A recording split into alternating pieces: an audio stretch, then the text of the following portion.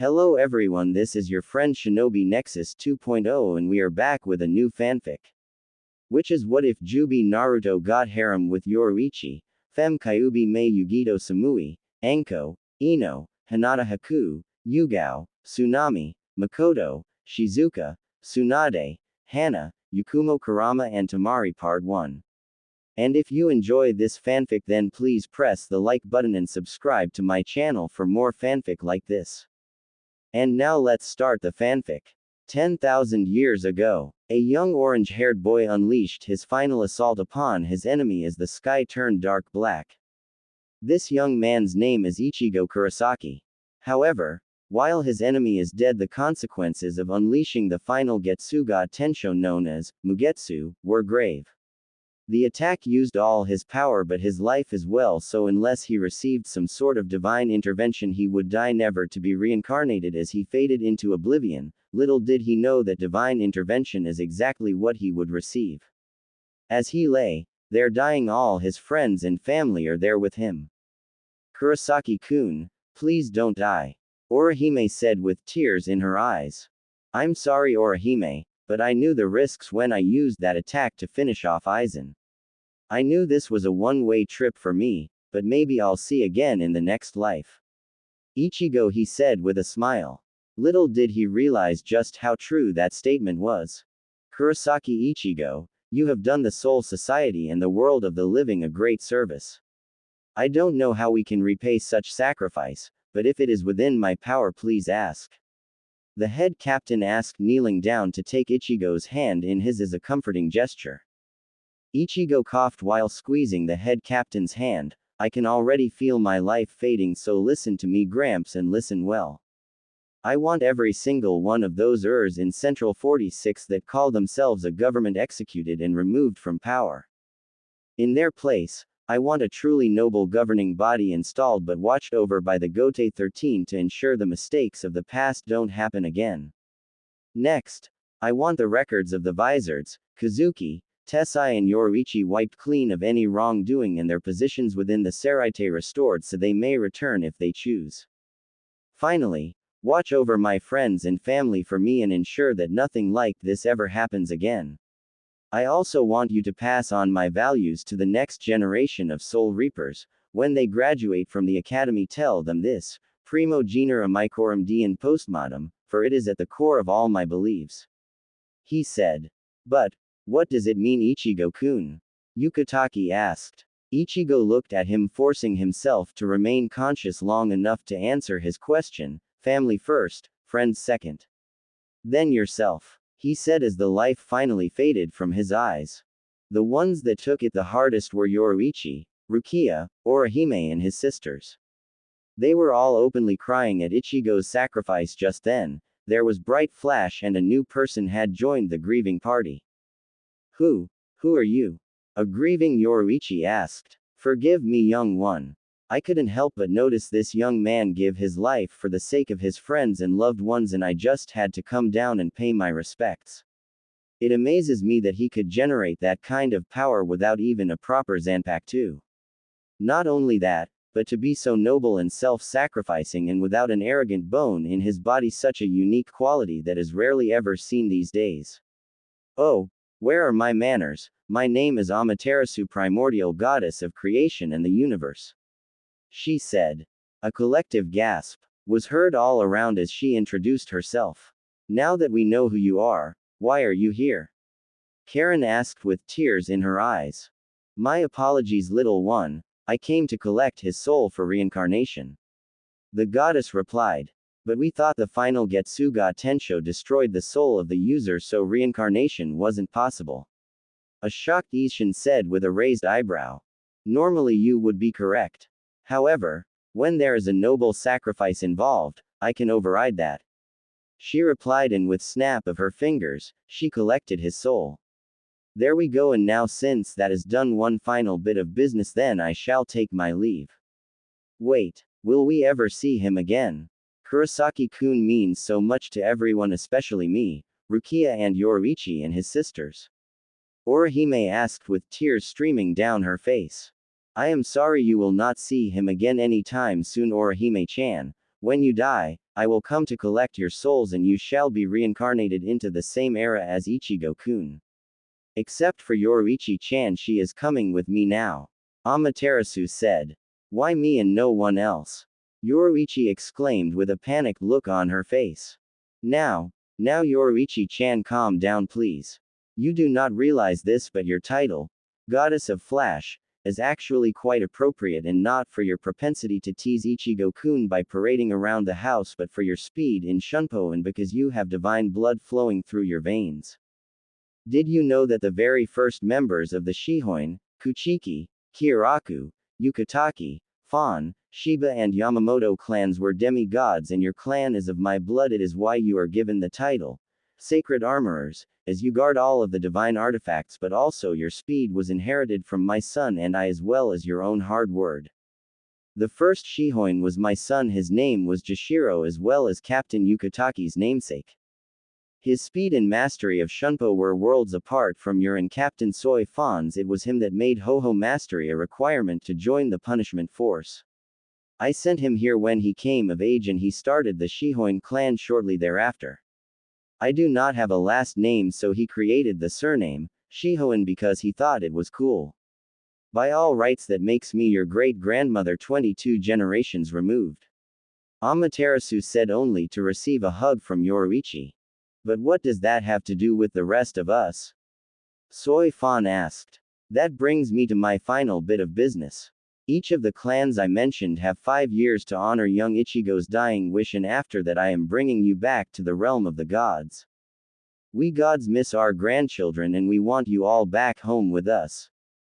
Ishin, you will inform Kukaku and Ganju about everything that has happened and move them to Karakura town with you, where I will pick all of you up in 5 years. When Ichigo is reincarnated, you cannot be his father, nor can Yuzu and Karen be his sisters, but the three of you, Kukaku and Ganju, can adopt him as a nephew or little brother if you wish, so that you can be part of his life. As for the rest of you, I am sorry to say that because you are demigods of minor gods, or gods that have already faded, you will not live long enough to see his reincarnation, but I will reincarnate you into someone close to him and allow you to leave his reincarnation a gift of your choosing. Yamamoto-kun, sadly you only have about 800 years left. I suggest within those 5 years you focus on making peace with my great-grandnephew Yuwatch and his Quincy's, inform Yuwatch has happened and give him this from me. This technique should help you enter the shadows of Soul Society, and she tapped his forehead, giving the needed knowledge. Goodbye everyone, I will see you in 5 years. She said, handing him a glowing golden orb before disappearing in a golden flash. 2 years later. Yama Jii, is it time to complete Ichigo's requests? Kiraku asked. It is. It's just that, what I am about to do I wish I didn't have to. However, Lady Amaterasu demands it, so I have to. While I'm gone, I want you, Yunohana and Captain Kuchiki to execute the members of Central 46. He said, tapping his cane before entering the world between the Soul Society and the real world, the Shadow Realm. Halt. Who goes? A low-level Quincy shouted. I am Captain Commander of Gote 13 Shigekuni Genryusai Yamamoto. I have come on urgent business to speak with Yuwatch. Please let him know that I am here. Yamamoto replied. Hi. Right away, sir. Said soldier exclaimed before running to tell his master. My lord, a Shinigami has arrived and wishes to speak with you. It sounded urgent. The soldier said. Very well. Show him in. Yuwatch replied. Jugram, when our business is concluded, kill the Shinigami. Yes, your highness. Jugram replied. Doors to the throne room opened and every Quincy there was speechless to see who it was. Yamamoto. What are you doing here? Yuwatch exclaimed, drawing his blade. Hold, Yuwatch. I didn't come here to fight, was the captain's reply. Then why are you here? The Quincy King asked with a questioning but confused gaze. To make peace, of course, was his reply. Ha. You come here after 1,000 years. I expect me to believe you want, especially after our past history. I should kill you right now for your insolence. Yuwatch replied. You could, but then you would not hear the message I came to deliver. The aged captain replied as he tossed Yuwatch the orb Amaterasu handed him. The second Yuwatch touched it, a holographic message began to play. Hello Yuwatch-kun, I am fairly certain you know who I am, so introductions are not necessary.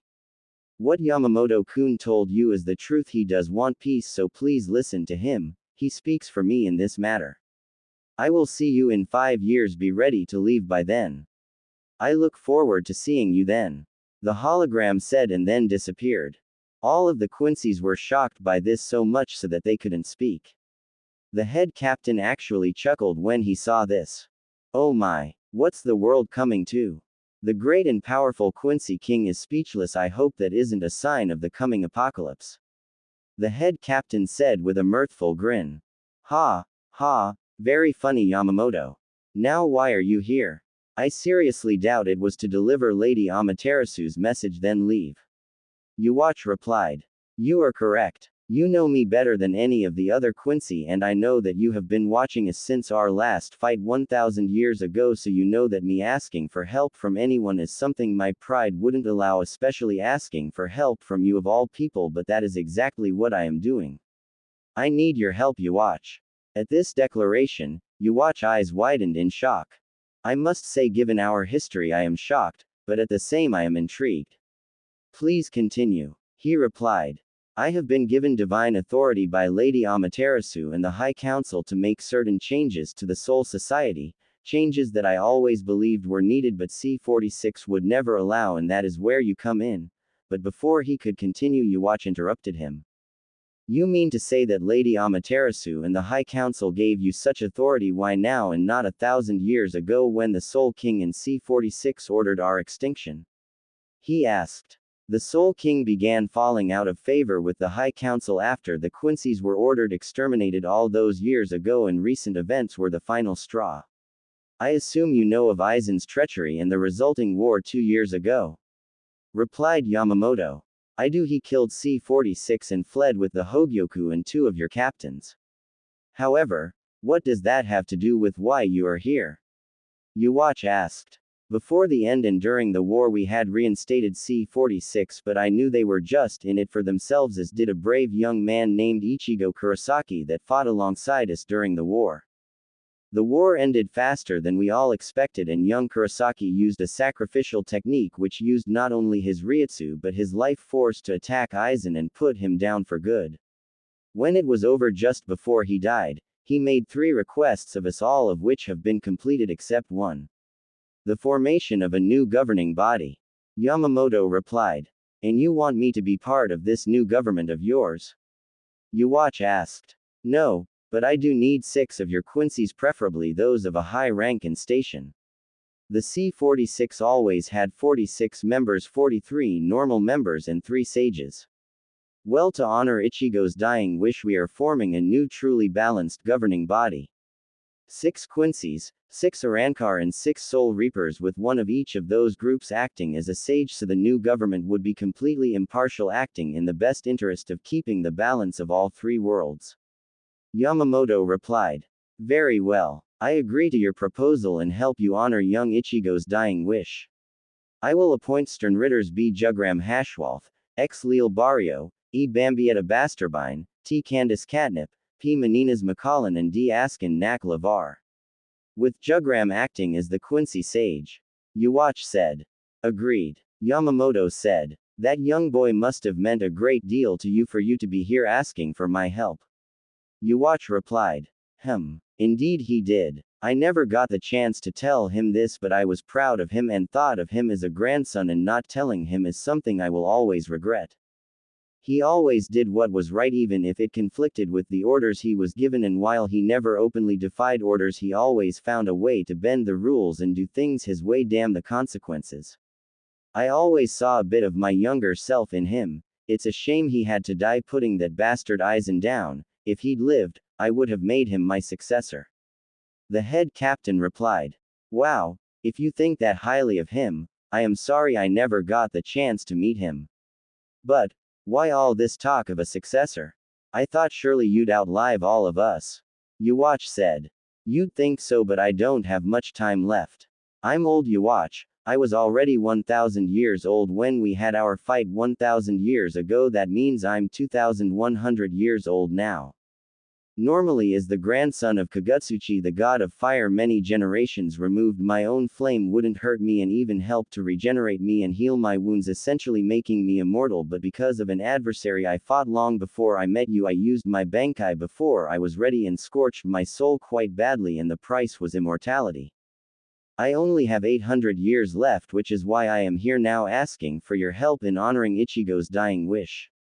When my business is concluded, I plan to retire and live out my remaining years in Takamagahara with my family, maybe teach young gods how to be warriors.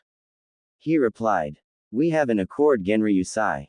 I will send the 6 Quincy we agreed upon to pack their things and leave with you within 20 minutes. Yuwatch said, shaking Genryusai's hand.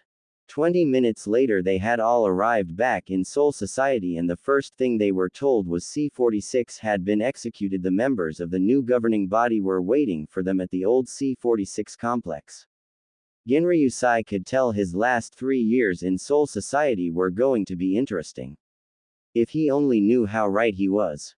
3 years later. In the 3 years since the new governing body took over, many changes were made. The biggest change that was made was that C-46 was relabeled C-18 to accommodate the new members. Amaterasu surprised everyone and deposed the old Soul King, promptly executed him, and named Yuwatch as his replacement as well as God of Souls. And since he used Quincy for the Royal Guard and the former Royal Guard were elevated in status to High Guardsmen of the Celestial Temple in Takamagahara. Any laws the old C-46 passed were repealed and thrown out, and new, more lenient ones put in their place. Amaterasu and the gods came and got their grandchildren 6 months earlier than expected. After that, everyone lived happy lives. 7,395 years later in Takamagahara. Well, sister, has it happened yet? Tsukuyomi asked her sister. Yes, it has. That bastard sage has sealed Kagaya-chan and the Jubi in the moon. However, before that he split the Jubi's power 9 ways and created 9 demonic beasts. She replied. So, what are we going to do? Tsukuyomi asked. First, we are going to wait until that fool is dead, and then we will get the tailed beasts' help in reviving their grandmother. Amaterasu replied. But Hagoromo Otsutsuki, that bastard sage has the Rinnegan. He will become a god upon death, and not even we can stop it. The moon goddess exclaimed. But that is where you are wrong, sister. Kagaya was goddess when she was sealed. She was granted divinity by me when she ate the fruit of the Shinju and adopted by me, which means the Rinnegan that Hagoromo used was a gift from the gods, a gift that he misused when he betrayed and sealed my daughter, his mother. Such betrayal cannot and will not go unpunished. When he dies, he will spend the rest of eternity in our sister's cold embrace, and there is nothing he can do about it. Amaterasu replied. 80 years later. Ah, it only took 80 years, but I finally died and became a god thanks to my Rinnegan. It is a shame those foolish gods and those idiotic Biju have no idea what I have planned. Akane and her siblings have no idea I was just using them as a means to an end. When the child of the prophecy is born, I will finally make my move and change the heavens in my image, and that fool Yuwatch and the Soul Society will not stop me. Hagoromo said. Just then he felt a presence behind him, and immediately he knew who it was, and his eyes went wide. Amaterasu-sama, Tsukuyomi-sama, Shinigami-sama, Suzano-sama, Yuwatch-sama, what do I owe the pleasure of your visit?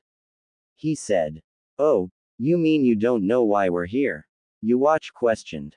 Indeed, it seems strange for someone touted as a prophet not to know. I think he was just faking it all these years. Suzano said, making Hagoromo sweat. I agree. I mean, it does seem strange for someone with the Rinnegan, an eye gifted by the gods, said to be able to see the past and the future, enable the bearer to have an affinity for all the elements and revive the dead. That very someone should know why we're here instead of playing dumb thinking we didn't see what he did. Amaterasu said. An ignorant little twat like you used the eye we gifted you to seal his mother, my daughter, away. She exclaimed as tears streamed down her face. You have betrayed us and used your gifts against the gods. Such an act will not go unpunished. Tsukuyomi said. What do you mean? I did the gods' bidding and sealed away a great evil, and you dare accuse me of betrayal? He shouted as he tried to defend himself. Yes, We do accuse you of betrayal. And for that your divinity will be stripped from, and I have come to collect you and take you to the underworld for all eternity for your sin against us. The Shinigami said as Amaterasu snapped her fingers and turned Hagoromo into a regular soul. And Shinigami then waved her hand and sent to the underworld to be tortured for all eternity. 20 years later. It has been 20 years since the Hagoromo was stripped of his godhood and sealed away in Yomi, and now the gods stand before 9 fully grown tailed beasts showing them their memories of Hagoromo's conversation he was having with himself. That is what we heard saying to himself right after he died. Now we need your help to right the wrong he perpetrated against my daughter and the Jubi. Amaterasu said. What would you have us do? Akane asked. Simple. I want each of you to give us a portion of your energy so that we may revive the Jubi and separate my daughter from her. That is all, nothing more and nothing less. The sun goddess replied.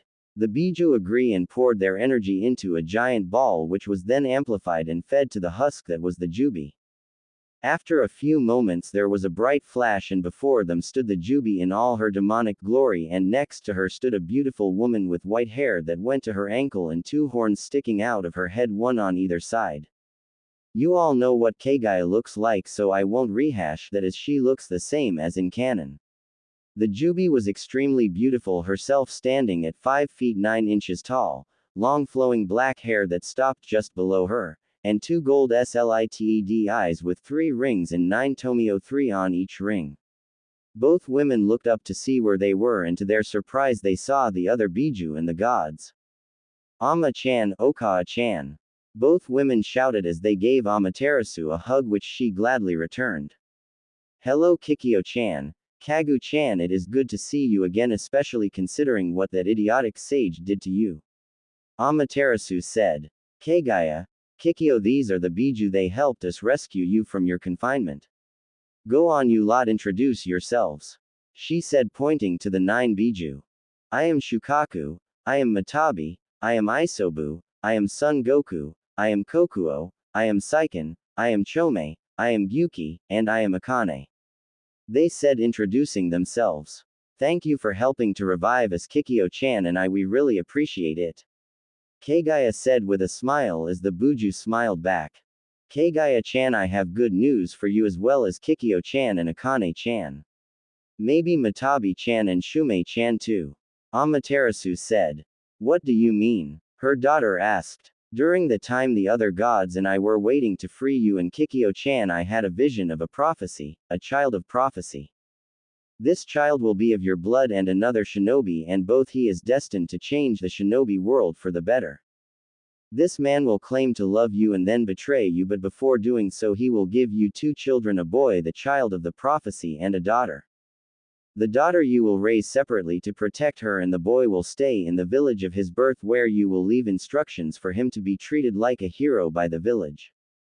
That request will be ignored and he will be treated like a pariah and beaten severely behind the back of the Hokage for being the container of Akane-chan, until during a particularly savage beating he will activate his bloodline and taken to his home, where he will meet his grandmother and grand-uncle from his father's side of the family and taken from the village to train.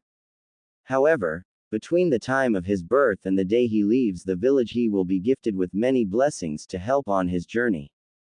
He will possess many bloodlines as well as many Zanpakuto. He will also be arranged to marry the Nibi, Nanabi, Kyuubi, Jubi, and my granddaughter Yoruichi Shihoin, as well as 2 very beautiful cages and many others. However, before that day comes, I will send you to the human world to pose as an orphaned human girl. I will reverse your aging and seal your memories until the day your children are born. You will still be a goddess, but you will know nothing of your own heritage until the day of the Kyuubi's attack and your children's birth. Then on that day your memories of your true self will be unsealed. 2587 years later, 13 before current timeline. Hokage-sama, the Kyuubi is attacking, we need to seal it. Random shinobi said. I know, but we have to wait for Minato. Hiruzen, what's the situation? Minato asked. The Kyuubi is attacking and we need to seal it. Okay, I'll seal it inside my son. He is the only one available, as Kushina has yet to give birth to my daughter. Okay, Minato, but hurry. Little did Minato know that Hiruzen and Jiraiya had known about the prophecy as the toads had told them, and neither they nor the toads ever told Minato, as he had developed behavioral oddities that made them not trust him with that information. Minato stood before the gates of Konoha, went through some hand signs and said, summoning jutsu. Before him stood Gamabunta in all his glory. Minato, what do you want, brat? Bunta said. I need your help with sealing Kyuubi. You want me to fight that thing? Are you crazy? Gamabunta-sama, I only need you to keep it busy while I prepare the sealing. Alright, brat, but make it quick. Bunta yelled. Minato disappeared in a yellow flash and moments later appeared with Kushina next to him and began the process of summoning the Shinigami. Summoning jutsu. Moments later a blue ethereal being appeared on the battlefield. What do you want, human? He asked. Shinigami-sama, wish for you help me seal the Kyuubi in exchange for the soul of my wife and unborn daughter. He exclaimed. Ha, ha, ha, Minato, you fool, do honestly think my own aunt would willingly let you sacrifice me to seal the Kyuubi? You're ever dumber than you look. Kushina said as she walked over to the Kyuubi and gave her a scroll for her to look at later. What do you mean, your aunt? Minato, you foolish mortal. My real name isn't Kushina Uzumaki. My real name is Kagaya Otsutsuki, and I am a goddess and the adopted daughter of Amaterasu, the one called Kami. The Shinigami's true name is Yami, goddess of darkness in the underworld, and you have just committed a grave sin against her. Mortal, for your crime against the gods I lay claim to your soul and send you to hell. Yami said as Minato's soul was consumed, leaving an empty soulless body behind. Shinigami removed the genjutsu cast upon the Kyuubi and sealed her within little Naruto, placed a barrier around the little boy and took Kagaya to the realm of the gods. Moments later a root agent showed to try and kidnap the little boy for his master but was struck down the moment he touched the barrier. A minute later the Sandaime and Jiraiya showed up and took custody of the little boy. Sensei, I don't like this. I know Jiraiya-kun, but in this instance we don't have a choice. Here, take this scroll. It contains all of Minato's techniques and all agreements that he had with civilians, Danzo and Homura, that I want out of the village. What agreements, and what about Tsunade? Jiraiya asked. Minato had several agreements with Kakashi and the people I mentioned, that upon his death he would leave them everything and leave his children with nothing. Little did he know that because of him taking the Namikaze name he was considered a commoner, and when he married Kagaya he married into royalty, and the Otsutsuki absorbed all Namikaze assets, making him the Otsutsuki clan head in title only, meaning he had no right to give anyone anything with Kagaya's approval. So in essence he not only broke clan law but committed treason against the village and the Fire Country. Furthermore, as far as Tsunade is concerned, she is his fiancée, but I have no doubt that a root agent has recently been dispatched and informed her that Kagaya and Naruto are dead, so she won't return to the village. For now, Jiraiya-kun, I want you to maintain your spy network and I'll look after Naruto-kun. Tsunade will be told the truth when the time is right and not before. Now, before Danzo or the civilians show up, you need to leave. He said as Jiraiya nodded his head and shunshined away. Naruto-kun, I know the village will not honor your mother's wishes, and the clans and myself will protect you as best we can, but your life will have a lot of hardships. I only hope you can show the mental fortitude to handle them all. Hiruzen thought, looking at the sleeping baby in his arms. Streets of Konoha. It has been 8 years since the Kyuubi was sealed inside an infant. Said infant's name is Naruto Uzumaki. We find young Naruto running down the street being chased by a mob of civilians and shinobi that hated him. Come back here, demon. Yeah, come back here so we can finish what the fourth started and send you to hell where you belong. The group of civilians and shinobi shouted as they cornered the little boy in an alley. Please stop. I didn't do anything to you. Why do you want to hurt me? An extremely frightened Naruto asked. Didn't do anything. You're a murderer. You killed our families and friends and we are going to send you hell, you little monster. A shinobi with gravity-defying gray hair wearing an Inu mask shouted as lightning coated his hand. Guess who? I didn't do anything. I don't know anything. The little boy exclaimed. That's right, demon. You don't know anything and you never will. The Inu masked shinobi shouted as he shoved his lightning-coated hand into the little boy's chest. Little did he know that a certain nine-tailed Biju was already healing her host as the mob left high-fiving each other for finally killing the demon. At least that is what they hoped. If they had bothered to stick around, they would have seen his body begin to glow as his bloodline activated. Naruto's mindscape. Naruto found himself in a dark place with water that was ankle-deep and he immediately thought he was dead. His ears perked up because he heard someone crying, so he followed the sound till he found its source. Hello. Are you okay? He asked as he heard her crying but couldn't see her. Naruto-kun, I am so sorry for what I did to you. She said. What do you mean what you did to me? He asked. She came into the light in her human form. She was beautiful with 9 red fox tails, piercing red slitted eyes and long red hair. She was 5 feet 8 inches tall, long slender legs that went on forever and stood there stark.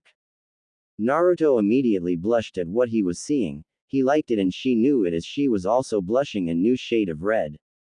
Can you put some clothes on? Naruto asked as he turned around to let her do so. Is this better, Naruto-kun? She asked. He nodded and asked, who are you? My name is Akane and I am the 9-tailed fox and the reason for your life up to this point. Kyuubi. Naruto exclaimed in fear. I thought the Yondaime killed you. No, Naruto-kun, the Yondaime didn't kill me as you can't kill a being of pure energy. Naruto-kun, do you know anything about your family? She replied. No, every time I ask Gigi or Kaharu Ba-chan they tell me they don't know. I know they're hiding something from me, I just don't know what. He replied. Indeed, they are. However, things concerning my attack on the village 8 years ago have been hidden from you and the general populace. She said, but why would they hide things from me and everyone else? He asked. Over the next few hours she told him everything from the attack 8 years ago to her being one of his future brides and what his bastard father tried to do to both him and his mother. And like she predicted, he was more than a little pissed, but the anger wasn't directed at her, his mother or his Gigi and Ba-chan, but solely at his father and his co-conspirators. He reached up to remove the seal tag on the front of the gate when someone grabbed his hand and pulled him away. Who are you? Naruto exclaimed. Naruto, my name is Minato Namikaze and I am your father. Everything the Kyuubi told you is a lie, the filthy beast must remain in its cage.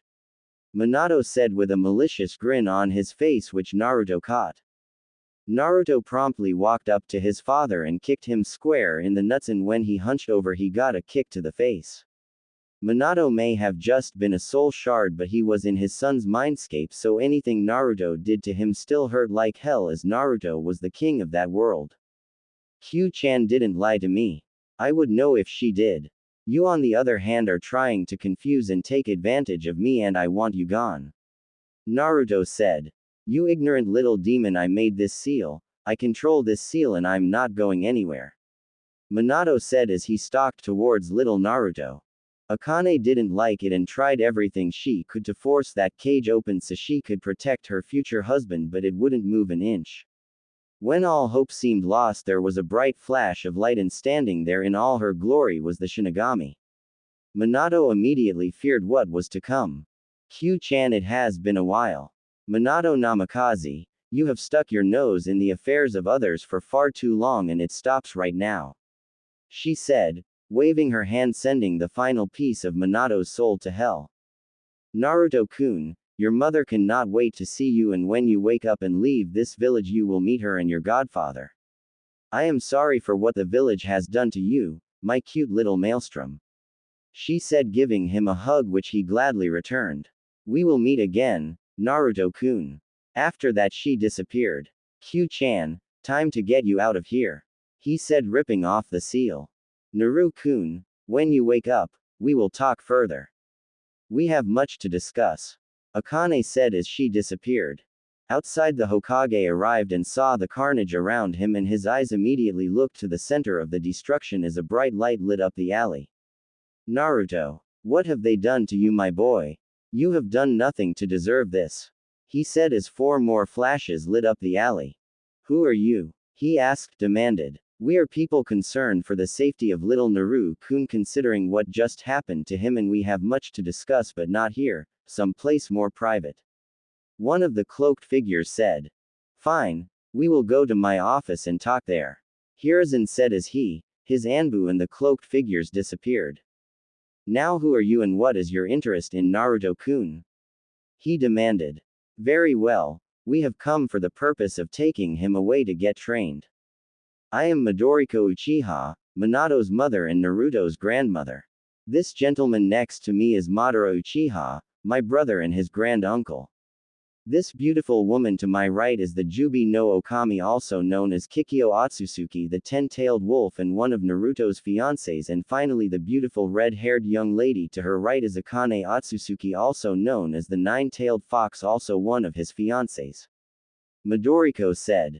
Hiruzen and his Anbu had their jaws on the and not more than a minute after introductions were made. Midoriko threw a kunai into the far left bookcase and everyone watched as a blank masked Anbu fell out as everyone looked at her with amazement. What? I did say that we had to talk in private, didn't I? Having one of Danzo's roots spying on us is anything but private. She said as Naruto began to stir. If I may, would it be alright if I sent for others that care for Naruto? Hiruzen asked the female Uchiha, getting a nod. Neko, would you get me Elder Koharu, Kurenai, Anko, Hana Inuzuka and the clan heads and remove your mask when you return? He said. Yes Hokage-sama, she replied. A few minutes later she returned with the mentioned individuals and removed her mask. What's the deal, old man? I was just about ready to go to sleep. Anko before looking over to the corner and seeing Naruto lying there with a fresh circular scar on his chest. Old man, what happened to him? She questioned, making her way over to her favorite little prankster with tears in her eyes as she ran a hand through his platinum bond-streaked blood-red hair.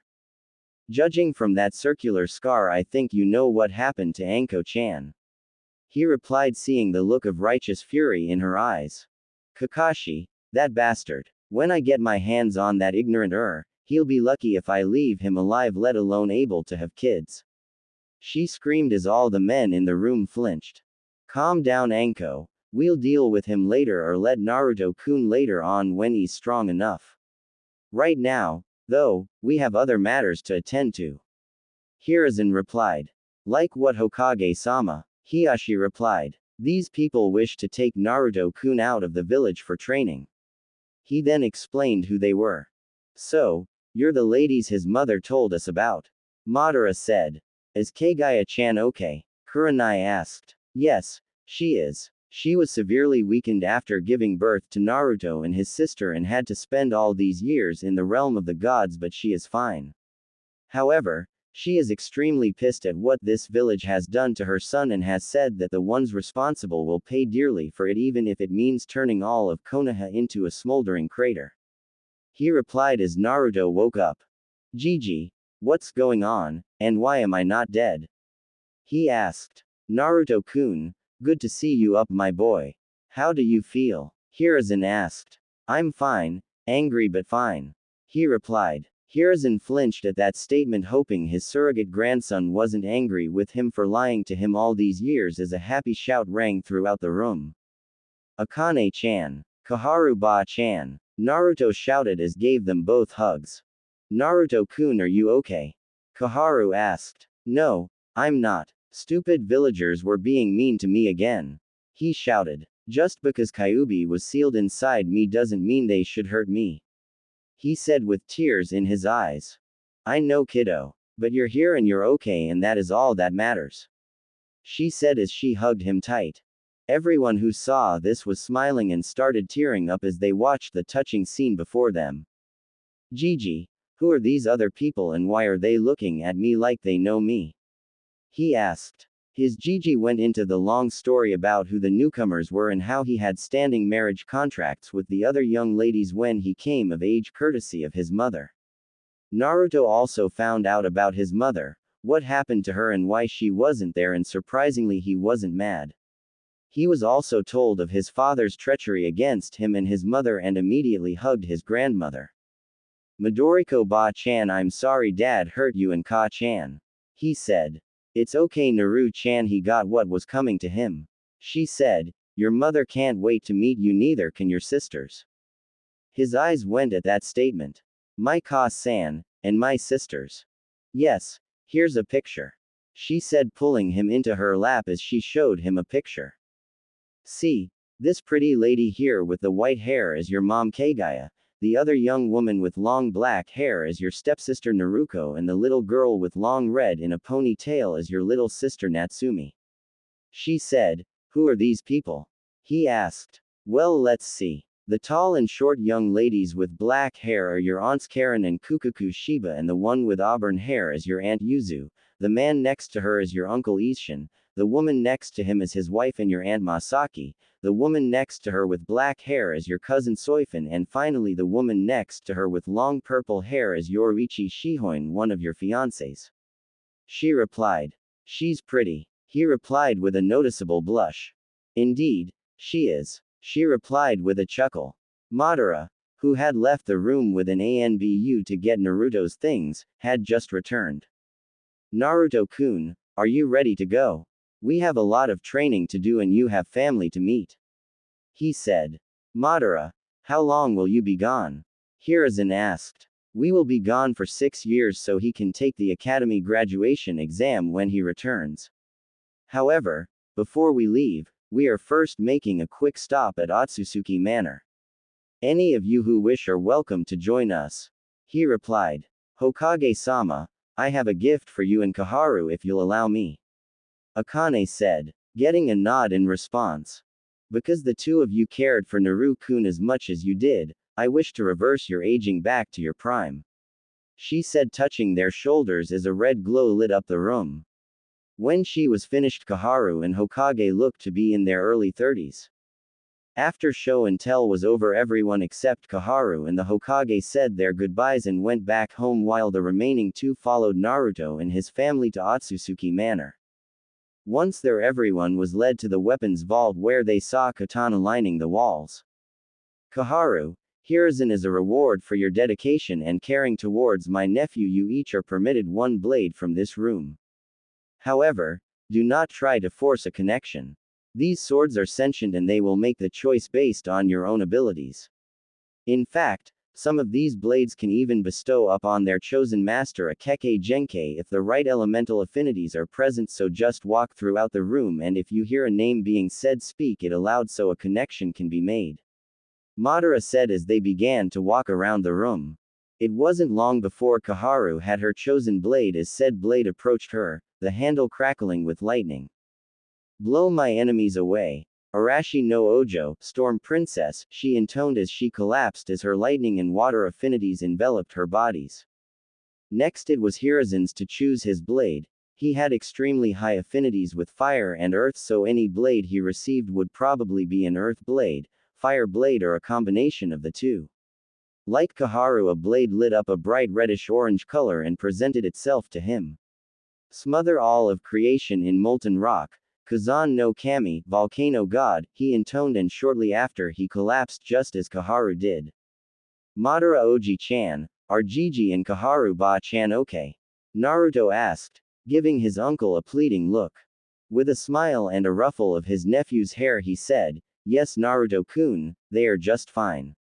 The act of being chosen by their blades has given them both a Kekkei Genkei, and while their bodies get used to the changes, they are unconscious to prevent them from feeling any discomfort due to said changes, but they should wake up any minute.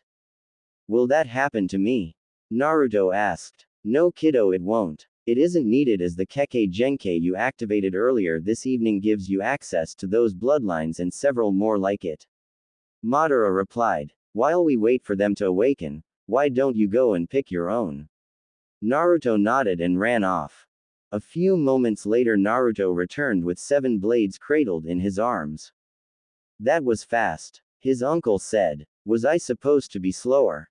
Did I do something wrong? Naruto said. No Naru-kun. Your uncle just means that no one has ever done that as fast as you. Akane said. Which blades chose you? Let's see.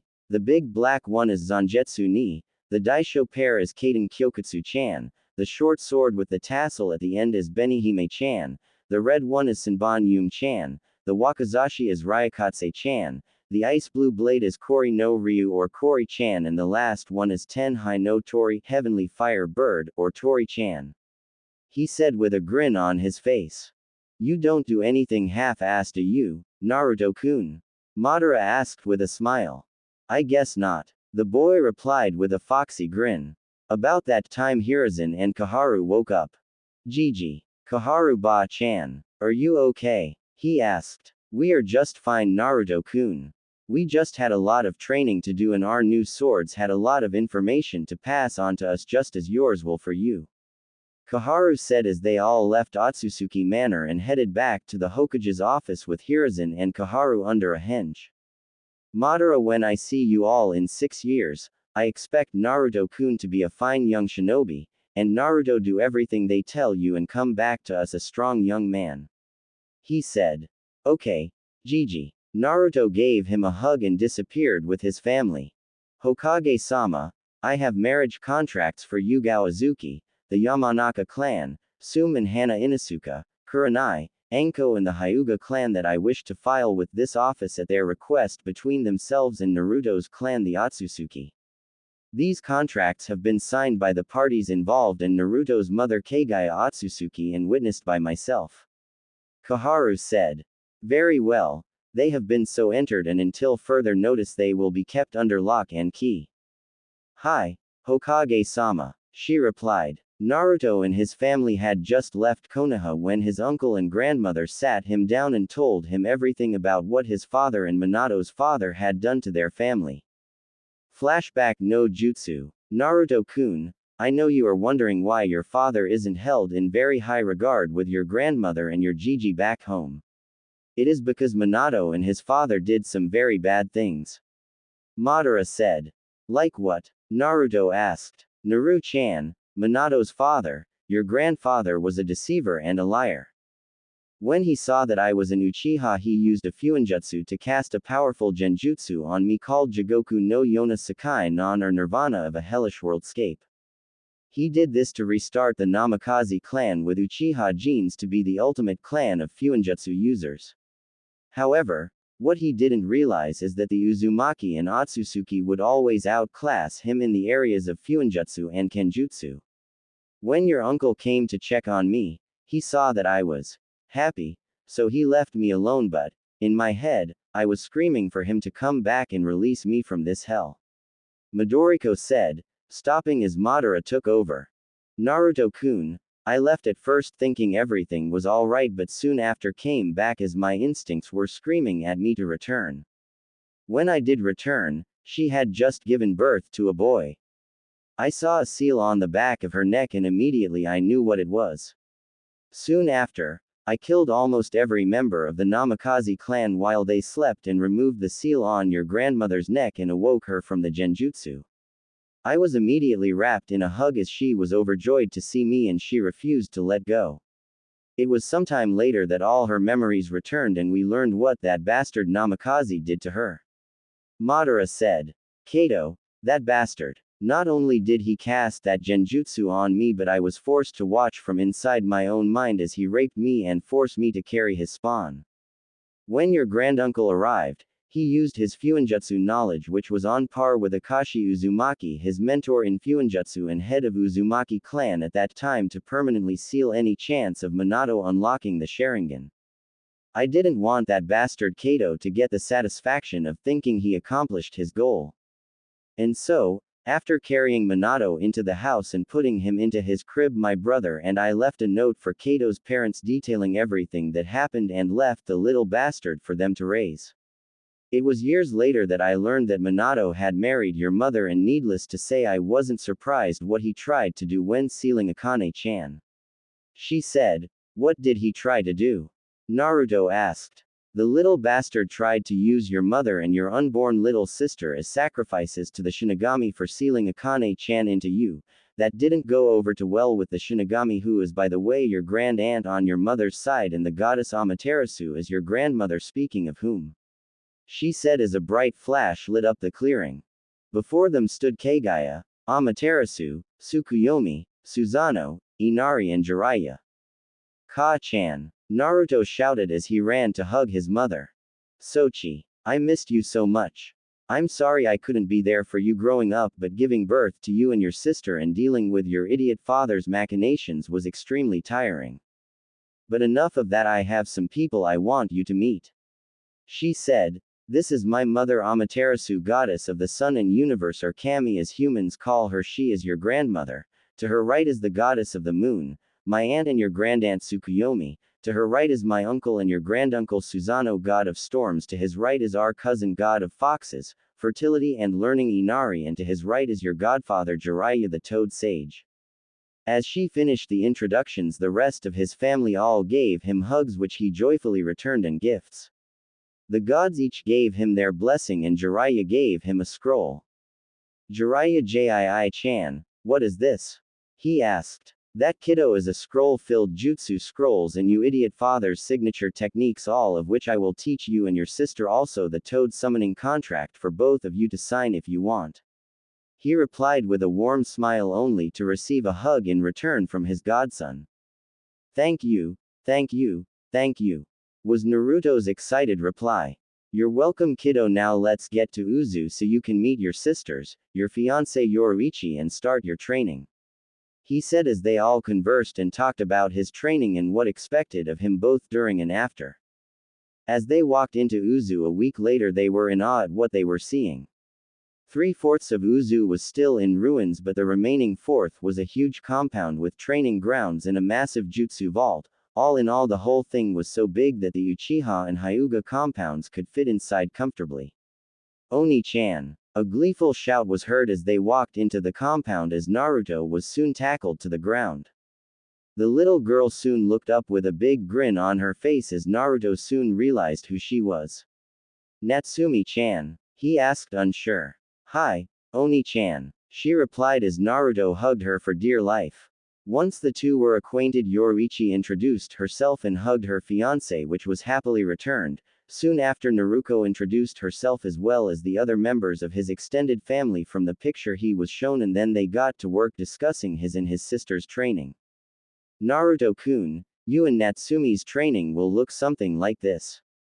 Madara said, holding up a chart.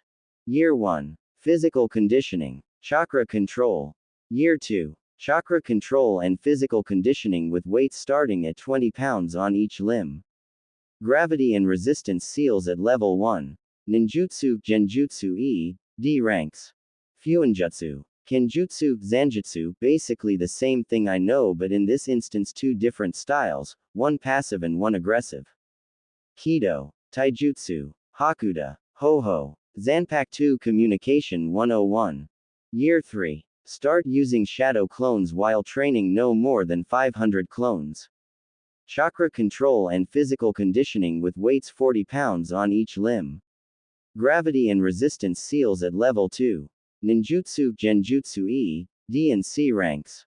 Fuinjutsu Intermediate. Kenjutsu, Zanjutsu Intermediate. Kido Intermediate. Taijutsu Intermediate. Hakuda Intermediate. Ho-ho Intermediate. Zanpakuto Training for Beginners Original +6 clones.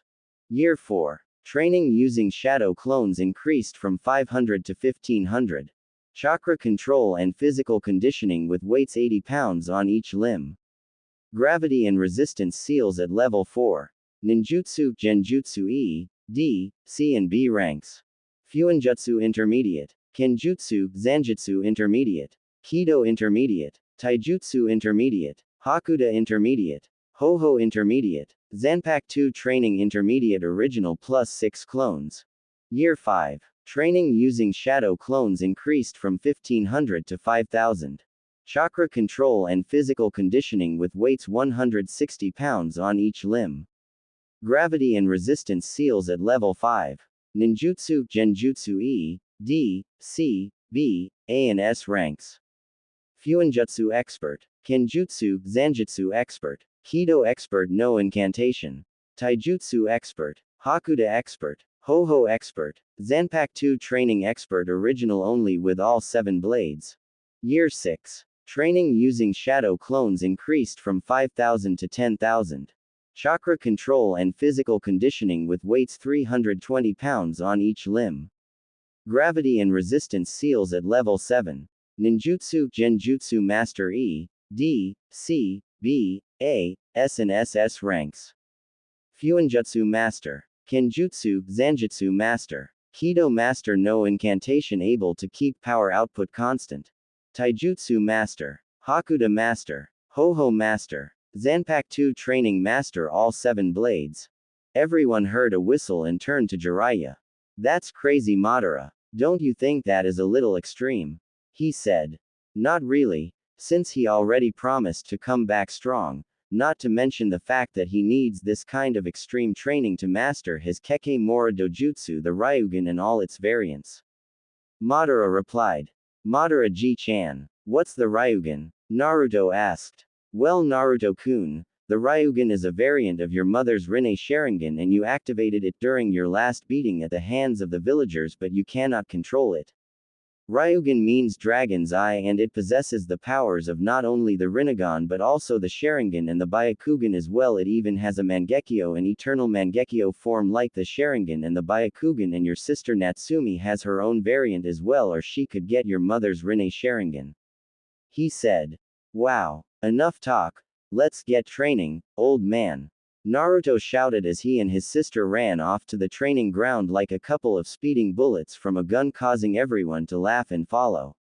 Everyone knew the next 6 years would be more than a little interesting. 5 years later, Naruto and Natsumi's training had gone better than everyone hoped.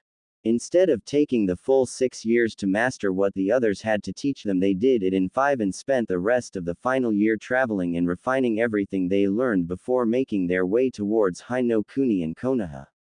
He and his sister not only mastered their bloodline, which in Natsumi's case was the Rinne Sharingan, but they almost mastered their Zanpakuto as well. In Naruto's case, most of them, he had mastered Zangetsu, Senbon Yume, Kaden Kyokutsu, Benihime and Kori no Ryu.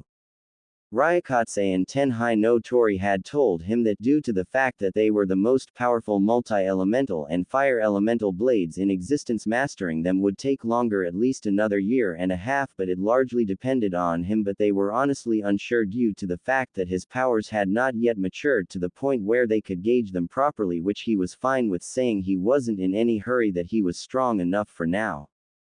He had figured out some tag team techniques with his sister using his wind element technique combined with Natsumi's Tobiame to make them all more powerful, which they were both giddy over.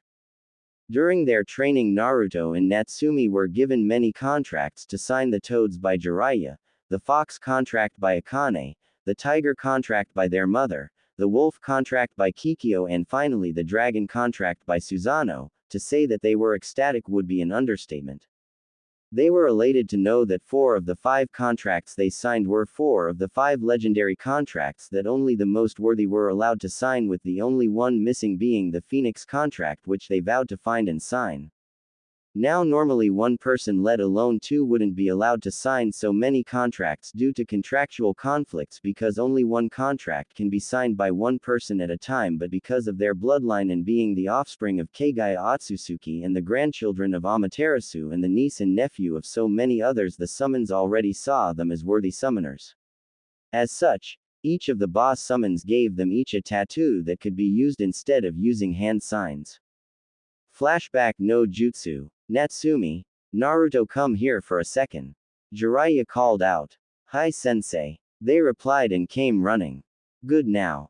You two have done so well that we've decided to give you summoning contracts, but not just one, you're getting 5. From me you're getting the Toad contract.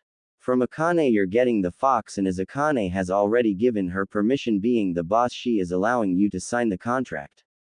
From your Kikyo you're getting the Wolf contract for the same reasons as Akane. From your mother you're getting the Tiger contract, and from your uncle Susanoo you're getting the Dragon contract. The first contracts they signed were the Fox and the Wolf to get them out of the way when a large cloud of smoke appeared. Who dares sign our contracts with another contract signed? 2 voices bellowed. We do. I am Naruto Otsutsuki and this is my sister Natsumi. Naruto replied. Otsutsuki as in Kagaya Otsutsuki? The wolf asked. The very same. Natsumi replied. They looked up and saw their bosses standing there. Akane-sama, Kikyo-sama, what are you doing here? We have been looking for you for years. They shouted. Well, I was sealed in the moon for about 20 years with Kagaya-chan and then released by the gods and then spent the rest of that time with them in their realm after being given the title and rank of wolf demon goddess, so now I am passing down the title of boss of the wolf summons clan to you Chiharu, as I can't be a summons and a goddess at the same time, so I will be living with my future husband from now on. Kikyo said as the young nine-tailed wolf grew her 10th tail, smiling happily at her former leader. The same could be said of me Azami, as I was given an immortal flesh and blood body so I could have a fresh start with my future husband, and when Naru-kun decides to stop being a shinobi, he and his sister have a standing invitation to become gods if they choose. That being said, I am giving you your 9th tail and passing on my title and seat as the boss of the Fox Summons clan to you. Congratulations, Zami-chan. Akane said as a bright light lit up the area as Azami grew her 9th tail, but something else happened that no one was expecting. As Akane gave Azami her 9th tail, the god of foxes decided to give Akane her 10th tail. This had never happened before, as there had never been more than 2 Jubi, let alone 3. Akane was the 10-tailed vixen and Naruto due to being Kagaya's son and Akane's Jinchuriki until recently, and who also had demonic and divine blood since birth like his sister was the Jubi no Yoko, but that was something both he and Akane were going to keep under wraps until the right time, or until they got back to Konoha and use it to really with people for shits and giggles, whichever came first. Azami and Chiharu looked at one another, nodded their heads and then looked at Naruto and his sister. Naruto-kun, Natsumi-chan, we have been without a decent summoner for so long, so we will allow this, but do not dishonor us with the same arrogance as that bastard Izuna Uchiha. He tried to control us into attacking innocent people, and when that happened we severed all forms of contact with the human world. Do not disappoint us young ones, understand? Chiharu said in her wolf form, towering over him and Natsumi as she grinned, showing all her sharp bright white teeth. Kozo kid, boy or brat, understand this: if you or your sister attempt what he did, you so much as think about doing it, and we find out we don't care whose husband or sister-in-law you are, not only will we sever ties with you, but we will kill you, chop you into little pieces and take you back to 5-Den Mountain and feed you to our children, understand? Azami said, doing the same as Chiharu. Yes, we understand. However, the two of you should understand that after the kind of life I've had, I don't take kindly to threats. He said as his spiritual pressure flared to life, weighing down on them. That being said, if you so much as touch anyone I care about for any reason, I suggest you tunnel yourself into another dimension to hide, because nothing short of that will keep you safe from me. He said with Natsumi nodding her head in agreement. All right kids, you pass. Chiharu said. What? Naruto and Natsumi said, confused. You passed. You see Naruto-kun, after our problems with Izuna we didn't completely cut ourselves off from the human world, but we did hide our contract somewhere only the bosses or the gods could find. And after that we came up with a plan to test the next summoner to see if he was worthy, and judging from the look in your eyes when you threatened us, we saw that you cared more for your precious people than yourself, therefore we find you worthy of being our summoner. Summon us if you need help. Good luck, Naruto-kun. Azami said before she and Chiharu went back to 5-Den Mountain. After that he and Natsumi signed the remaining 3 contracts and were given various tests they had to pass to be accepted as summoners. For the toads it was a test of resolve. For the tigers it was a test of courage. Finally, for the dragons it was a test of intellect. All of which he and his sister passed with flying colors.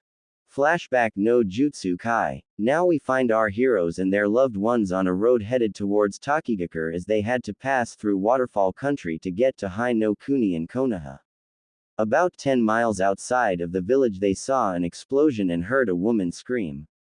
Naruto and Natsumi run towards the sound and are stopped by 2 Taki Anbu. Halt. Leave this area at once. The business of our village does not concern outsiders. A Taki Anbu said. You are beating a young girl, so we are making it our business. Naruto and Natsumi said, drawing their blades. You have 5 seconds to stop what you are doing and back away from the girl, or I will kill you. Natsumi said. TCH, get out of here you demon lovers. The Anbu shouted as he drew a kunai and rushed the two demonic twins. You got that wrong, we aren't demon lovers, we are demons, you ignorant fool. Naruto said as he and Natsumi revealed their demonic features. Naruto showed that he had blood-red ears and 10 fox tails with platinum blonde tips. His sister Natsumi had platinum blonde wolf ears and 8 tails with purple tips. Well, look here boys, more demons for us to kill.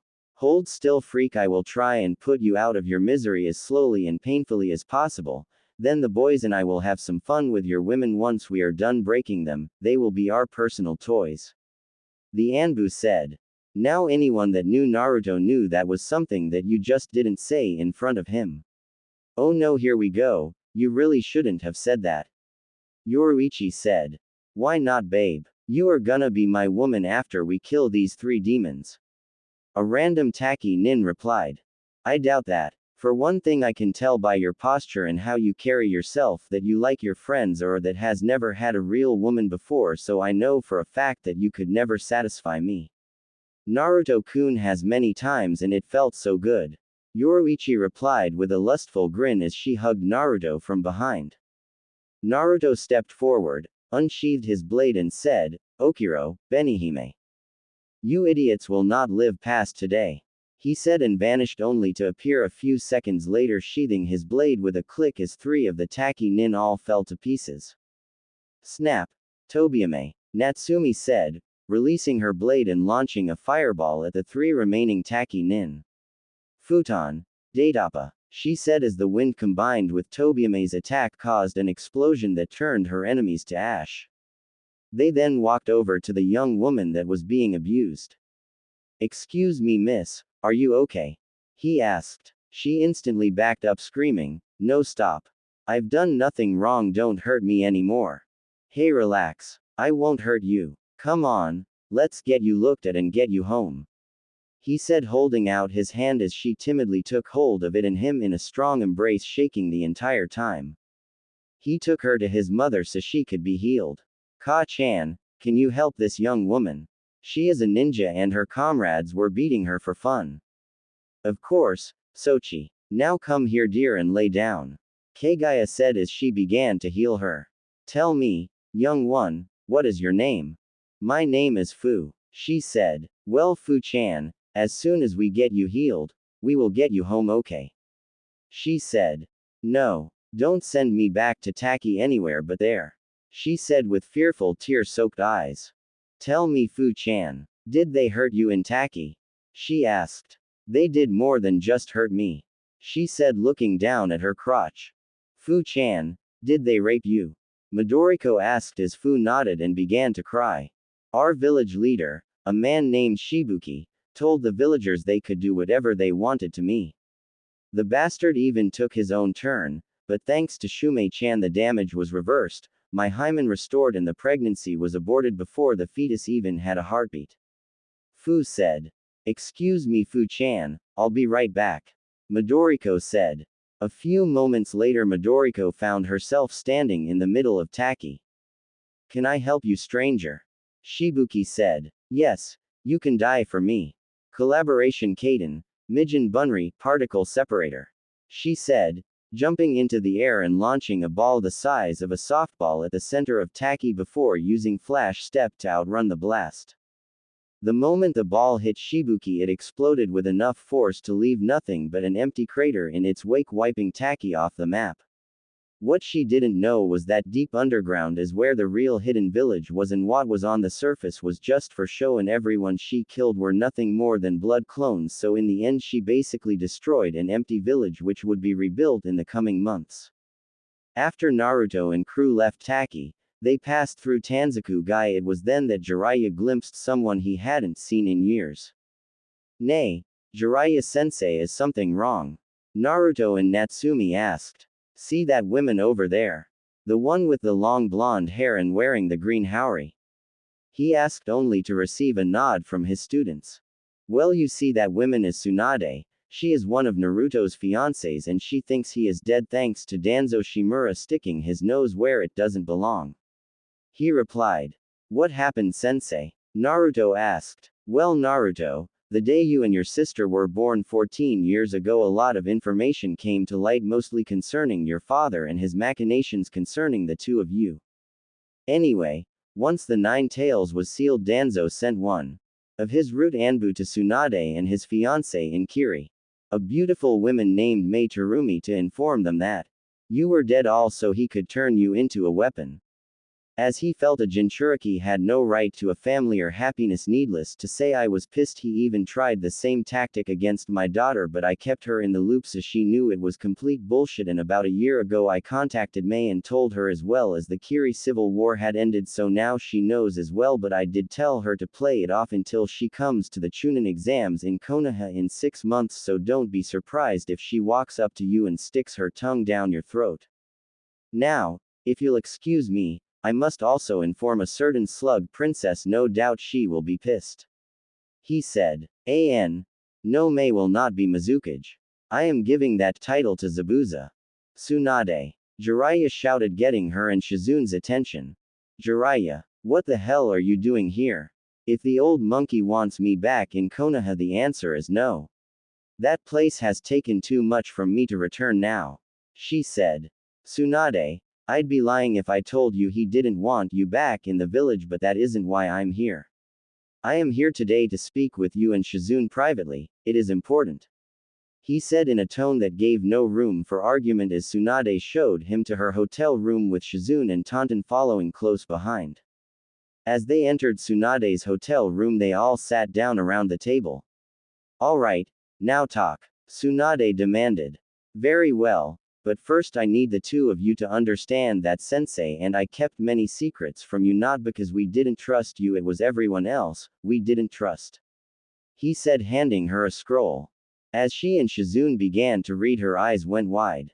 Are you serious, Jiraiya? Minato tried to use his own children as a sacrifice to the Shinigami, but why his children, especially our Naru-kun, were already dead, so what would the Shinigami want with dead children?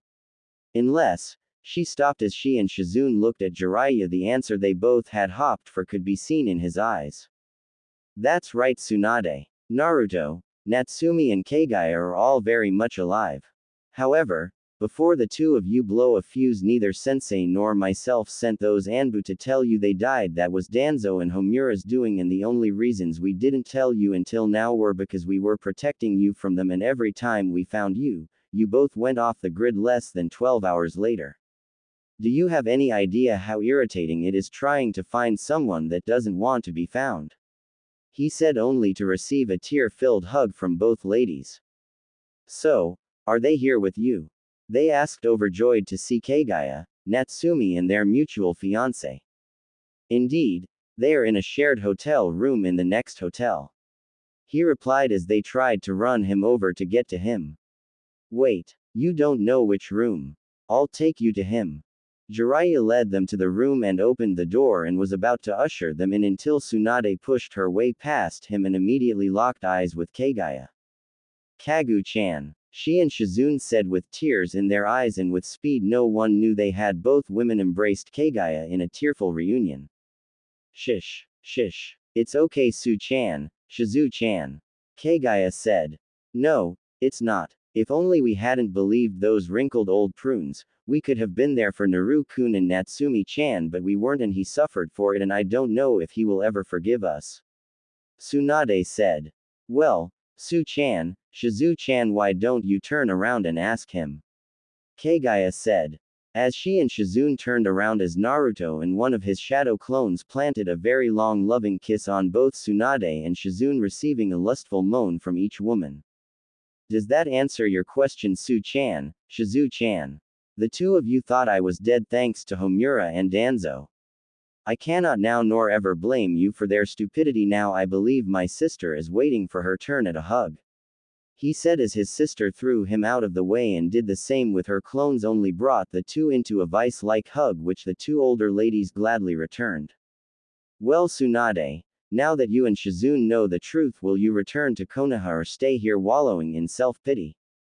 Jiraiya asked. No, we are going home. Tsunade said. They all packed their things and made the return trip to Konoha. 5 hours later, a mile outside Konoha's west gate. Su-chan, what will you and Shizune-chan do when we get back to the village? Natsumi asked. Well, the old monkey will most likely ask me to be Hokage and I will agree, that way I can be close to my Naru-kun and keep the vultures away from him. She replied. Su-chan, there is something you and Jiraiya don't know. Hokage Jiji and Kaharu Ba-chan had their aging reversed by Akane-chan, so now they are back in their prime, so that is unlikely at least for now. Naruto said. Wait, so those two are 10 years younger? She asked. Try 30 years younger. Akane said. I didn't know you could do that, Akane-chan. Tsunade said. Well, there is a lot of things demons can do you didn't know of, especially me as the 10-tailed vixen and the queen of foxes and future queen of demons. She replied. Wait, so you're the queen of foxes and future queen of demons, how does that work? Shizune asked. Quite simple. Naruto is king of demons by virtue of being Kagaya's son and a 10-tailed kitsune himself, and when he marks me as his mate, I will be the queen of demons, as will Kikyo, Shizune yourself and anyone else he is engaged to. Akane replied with a grin. Just then they reached Konoha's gate and were confronted with Izumo and Kotetsu, Konoha's eternal gate guardians. Jiraiya-sama, Tsunade-sama, you've returned. They asked excitedly. Indeed, I have. Inform the Hokage to call a council meeting at once. She ordered. Yes, ma'am, they replied while Madara and Midoriko headed for the Otsutsuki estate. Meanwhile, Tsunade, Jiraiya, Naruto, Natsumi arrived at the Hokage's office and saw Hiruzen and Kaharu sitting and drinking tea as Hiruzen's clones were doing his paperwork. Sensei, Kaharu, Tsunade exclaimed as she gave the two of them a hug. Ah, Tsunade-chan, Shizune-chan, you've returned. Hiruzen stated. Yes, Hokage-sama, we have Naruto-kun and Jiraiya-sama to thank for that. Shizune said. That is good news, I trust you'll be staying a while then. Kaharu said. Yes, I'm home for good. Tsunade replied. That's good because after the Chunin exams I am appointing you as my successor. I may have had my aging reversed thanks to Akane-chan, but being Hokage has taken me away from my family for far too long and I need to get back to being a grandfather and a father. He said. That is all well and good, Hiruzen, but I think you're putting the cart before the horse. Kaharu said. What do you mean? He asked. First you and I need to deal with Homura, Danzo and the civilian council. She replied. You're right, but first things first, Jiraiya, how strong is Naruto-kun? He asked. Let me put it this way. Not even the 5 Kages and Hanzo the Salamander combined could defeat him at full power. As is, due to a seal given to him by Yoruichi called the Gente Kaijo, he only has access to 15% of his maximum power, but even that much used correctly could take down a high Anbu to low cage level fighter without much effort. Jiraiya said. Unbelievable, he got that strong in 6 years. Kaharu said. Less. He got that strong in 5 and Natsumi-chan is not that far behind, give her another 6 to 12 months and she'll be his equal. We stopped their training early and decided to start the journey home. Naruto and Natsumi just used the last year to train and refine what they were taught to the max. Jiraiya said. Incredible, well, no time like the present. Naruto, Natsumi, I want you to take this note to Iruka Yumino in ERM 201, he'll understand. Hiruzen said. Okay Jiji, but one thing though. I suggest not pairing me with either Sasuke Uchiha, Negi Hyuga, Kiba Inuzuka and Kakashi Hatake, or they will die. He said with cold eyes as a shiver went down the spines of everyone present. I understand your feelings about them, but restrain yourself, Naruto-kun, otherwise you'll make things difficult for us in the future. Wait until they do something against you, your loved ones or the village, then you can go nuts. His Jiji replied only to get a pout and disappointing nod from Naruto before he and his sister left. Naruto and Natsumi were walking down the hall of the academy when they came upon their destination. Well, Natsumi-chan, here it is, room 201, you ready? His asked. As ready as ever, Ni-chan. She replied as they opened the door to the classroom. Hello, my name is Iruka Yumino, can I help you too? The now identified teacher asked as Naruto handed him the note from the Hokage. Very well, you too, welcome. he said with a smile. Would you mind introducing yourselves? My name is Naruto Uzumaki Uchiha Senju Otsutsuki. I like my family, friends, training, creating new techniques, ramen and dango. I hate arrogant fools, most of the civilian and elder council as well as most of Konoha for ruining my childhood. My name is Natsumi Uzumaki Uchiha Senju Otsutsuki. My likes and dislikes are the same as my brother. They said. Naruto-kun. Ino, Hinata and Satomi Hyuga shouted as they launched themselves at Naruto for a group hug. Ino-chan, Hinata-chan, Satomi-chan, it'd been a while, glad to know you didn't forget me. He said. We would never forget you, Naruto-kun, we love you too much. Hinata said, snuggling into his chest. Yeah, you're our best friend and our fiancé, no way we'd ever forget about you. Ino said with Satomi nodding in agreement. Some of the male students glared at Naruto but kept their mouths shut, all except one. Hey, get away from Hinata-chan, she's mine. The boy said. And who are you to say such things? Naruto asked. I'm Kiba Inuzuka, the only alpha male in the village, and Hinata is my woman, so get away from her. He yelled. Just as Naruto was about to respond to the insult levied against Hinata, she beat him to it. Kiba, I am not your woman and I will never be your woman. You are just a filthy mutt that doesn't know his place, stay away from me. Kiba and everyone else was shocked at Hinata's outburst, as they had never heard the kind timid girl be so rude before. Just as everyone had gotten over their shock, Sasuke decided to make his presence known. If you won't give Kiba a shot with you, how about me? You're strong enough to help me rebuild my clan. He said with an arrogant smirk. Sasuke tem, if Hinata wouldn't give Kiba a shot, it's doubtful she would give an arrogant little snot like you one. Her sister Satomi said. You little insect. Sasuke screamed as he began going through hand signs. Fire style. Fireball jutsu. Everyone was shocked that he did that, and just before the fireball hit its target, Naruto made his move. Bakudo number 81 Danku. Naruto's smooth voice intoned. When the dust settled, all anyone saw was a clear shield between Sasuke, Hinata, Ino and Satomi. Ino-chan, Hinata-chan, Satomi-chan, are you okay? Naruto asked. We're fine, Naruto-kun, but what is that? They asked. This is one of my defensive techniques called Danku. He replied. That power? Why does a no-class loser like him have it?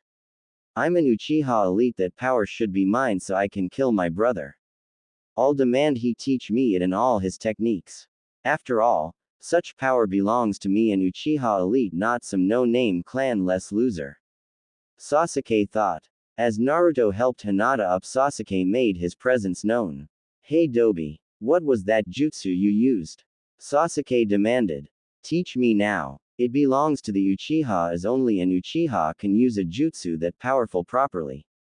He shouted as he reached for a kunai, only to be kicked away by Naruto. What happened next shocked everyone.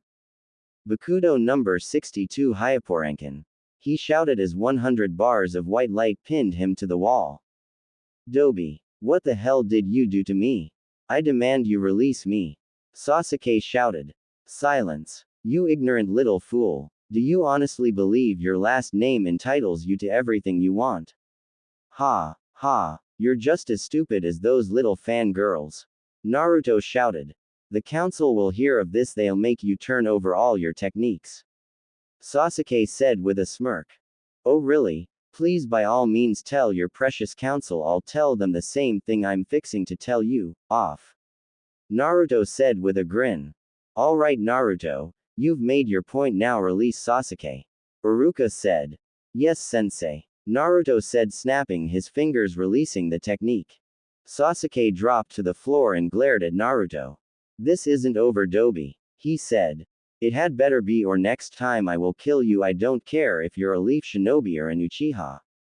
Naruto said as he grinned and flared his power before returning to his seat. Okay everyone, now we will begin the genin exam. The first part is a written exam. Iruka said as his assistant Mizuki passed out the exam. As Mizuki got to Naruto, he gave him his exam with a sneer on his face, which Naruto caught, but he also discovered the genjutsu on the page as he took his exam. It took him all of 10 minutes to complete the exam, so he kicked back and relaxed for the next 50 minutes. Alright everyone, pencils down, Iruka said as he and Mizuki collected everyone's test, but when Iruka got to Naruto and collected his test, he was shocked. Naruto, this is a Jonin exam, where did you get this? A Jonin exam, really? This was the paper Mizuki-sensei handed me, though I had to get rid of a genjutsu that was cast over it before answering any questions. He replied. Iruka turned and glared at Mizuki and said, we will discuss this later. All right everyone, outside to the target range. He said. When your name is called, step to the line, pick up 5 shuriken and 5 kunai and throw them at the targets. Iruka said, "An. The rest of the test happened exactly as in the manga anime, so I won't bother writing it." When the test was over, Sasuke made a beeline for the elders and the civilian council chambers. Meanwhile, in the Hokage's office, Kikyo, Akane, Yoruichi, Kagaya, Midoriko and Madara had arrived to give their reports about their students to the Hokage. Kikyo, Akane, Yoruichi, Kagaya, Midoriko, Madara, it's good to see you again after 6 long years, so tell me what's new.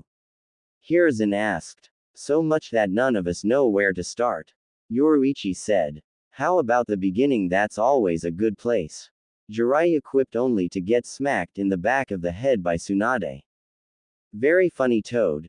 Just wait till I tell your wife, you'll never again know the pleasure of her feeling of her heavenly mounds as they are squished against your chest. She replied. Jiraiya immediately paled hearing this and begged her not to say anything. Yoruichi grinned the Cheshire grin she was famous for and began giving her report, which being a goddess wasn't required as she didn't answer to him, but considering how her future husband considered him to be his grandfather and since she also respected him, she did so anyway. Well Hiruzen, since you already know about Naru-kun's and Natsumi-chan's progress, telling you about it is a moot point. However, I will say due to their own ignorance, Taki is currently nothing more than a dust-filled crater. She said as Hiruzen and Koharu paled. Explain now, he exclaimed. It is quite simple. On our way home this week we passed by Takigakure and Naruto happened to come upon the Jinchuriki of the 7 tails, this young lady right here being beaten mercilessly by ninja from her own village. She said, pointing to Fu. After Kagaya healed her of her injuries and returned her purity, I made my way to the village and proceeded to kill every last ninja I could find and then level the village. Midoriko said, taking over the explanation. Hiruzen, there is something I think you should know. Kagaya said. Which is? He replied. The members of the Uchiha clan that didn't want to take part in the coup d'etat 8 years ago are still very much alive. She said, shocking everyone there. What? Hiruzen shouted. Yes, about 6 months before the massacre happened, Makoto and the elders came to me seeking my aid to stop Fugaku, his whore, and the rest of the clan from doing what they were planning, and so I did, although not in the way she expected. The clan had approximately 400 members in total, 325 of which were shinobi and the remaining 75 were civilian. Of those 400 members I replaced approximately 157, totaling all the civilians, and 82 Uchiha shinobi with blood clones. After that I sat back and watched while Itachi and Izumi mopped up the remaining 243 clan members. However, I harvested most of the Sharingan that were left for transplantation purposes in case needed. Even Shisui Uchiha is still alive as he used his abilities in Shunshin to get to Otsutsuki Manor before Danzo could steal both his eyes. Sadly he did get one, but that is no longer of any consequence. Kagaya said. So that many Uchiha are still alive, this is wonderful news, the council must be told. Koharu said. No need. Danzo's little spy is already on his way to tell his master. No doubt the civilians will be told of the part one played in this deception and be screaming for my head. She replied. You mean Danzo managed to worm his way back into my office? Well, I'll deal with him soon enough. When will the Uchiha clan return? He replied. During the Chunin exams, and you should know that Sasuke Uchiha is not the heir of the Uchiha clan, his step-brother Itachi is. Apparently, Fugaku got a wild notion in his head that if he slept with the strongest female of the cadet branch, with him being this generation's strongest recorded male of the main branch, would produce the heir he always wanted, and Sasuke was the result. Makoto and rest of the Uchiha want nothing to do with him, and when they return, he will be disowned because of his father's actions. You know, sins of the father and all that crap. Kagaya said. One more thing, Hiruzen. From this day forth, Naruto and Natsumi are the heirs of the Otsutsuki clan with all the rights and privileges therein, and henceforth I will neither permit nor tolerate the civilians or elders sticking their noses into our clan affairs. To do so will invite their annihilation, present company accepted, of course. She said, looking at Hiruzen and Kaharu. Just then his office door flew open as everyone looked and saw an Anbu standing there. Hokage-sama, the council has called a meeting. He said, then disappeared in a shunshin. Good grief, this needs to stop. Tsunade, I want you, Kagaya, Kikyo, Akane, Yoruichi, Midoriko, Madara and Jiraiya to wait in the shadows in the council chamber. You will know when it's time to make yourselves known. Hiruzen said, getting up and walking to the council chamber with Kaharu following close behind. On their way, Hiruzen snapped his fingers and summoned two Anbu. Neko, Bear, you will inform Anko, Kurenai, Hana and Yakumo Kurama that their presence is requested in the council chambers, and wait for Naruto outside of the tower to make sure he arrives unobstructed. Yes, Hokage-sama, they said, leaving. So Neko, must feel good to have Naruto-kun back. Bear said. Yes, it does, the first chance I get he is getting a big kiss from me. She replied. Meanwhile at Otsutsuki Manor, Naruto was laying in the grass in the backyard with three lovely young women next to him when his family returned to the touching scene and decided to leave them be. Ino was occupying his chest, Hinata had taken his right arm with her head on his shoulder, and Satomi had taken his left. Naru-kun, you are being summoned. Ino said. Naruto looked at his fence, and just behind it was a blank masked Anbu with the kanji for ne on the front in the center. Otsutsuki, a council meeting has been called, you will come with me. The Anbu demanded. Two things, 1, I know where the council chambers are, I don't need an escort. And 2, I don't take orders from root scum. Tell your master my response word for word, I want him to know his days are numbered. He said, going back to his ladies. Well, sadly our time has come to an end. He said. What happened, Naru-kun? Satomi asked. I just had a visit from one of Danzo's ilk. A council meeting has been called, most likely because they now know I have returned, or Sasuke went bitching to them because I wouldn't give him my techniques. He replied. Or both. Ino said. Can we come with you? I don't see why not, however, when we get there you must stand behind your respective clans just in case Danzo or the civilian council tries anything. He replied, getting a nod from each of them. Naruto, Ino, Satomi and Hinata disappeared in a flash step and were standing outside council chambers and were about to enter when two root agents stopped him and demanded his weapons, more specifically the sword of his left side. His response was to promptly remove their heads.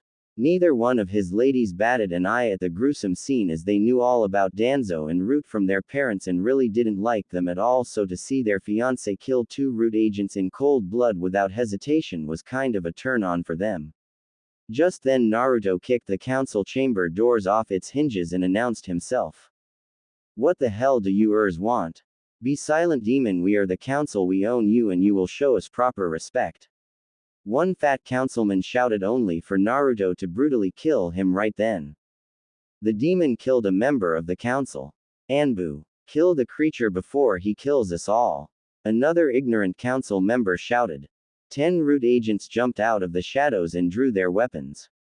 Then, much to the shock of the grinning and greedy civilian council members, a bright flash of white light occurred and the root agents were sent through the air as after images of Naruto were seen beheading each one. Think Yoruichi's fight with Soifun during the Soul Society arc, it's the same technique. Just then Naruto appeared in front of the civilian council and immediately killed the last councilman that called him a demon and said, are you worthless bugs done wasting my time? If so, I'm going home. Actually Naruto, we called you here for 2 reasons.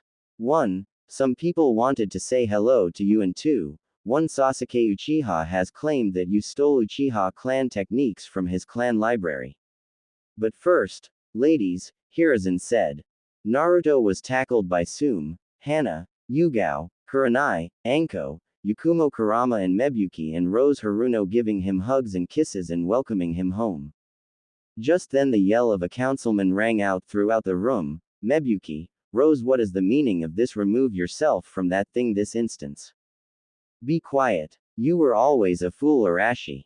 There was a time that I loved you, but after the Kyuubi attacked 14 years ago you changed and shortly after started attacking Naruto-kun for no reason. It was then that Rose and I started distancing myself from you, and then I discovered that you were the one that orchestrated the mob that attacked Naruto-kun when he was 8 that almost killed him. That was when I decided that I no longer loved you and started to plan for my divorce from you.